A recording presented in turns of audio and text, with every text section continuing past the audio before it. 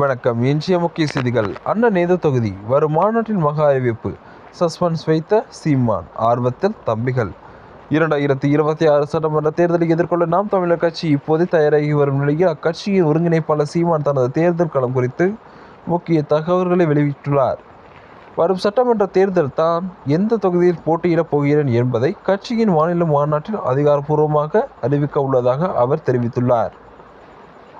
இதனைத் தொடர்ந்து ஏற்கனவே கடலூர் அல்லது கன்னியாகுமரி மாவட்டங்களில் சீமான் போட்டியிட வாய்ப்புள்ளதாக பேச்சுக்கள் அடிப்படும் நிலையில் தொகுதியை முடிவு செய்துவிட்டேன், அதை மாநாடு நிலையில் அறிவிப்பேன் எனவும் அவர் கூறியிருப்பது அரசியல் வட்டாரத்தில் எதிர்பார்ப்பை எகிர வைத்துள்ளது.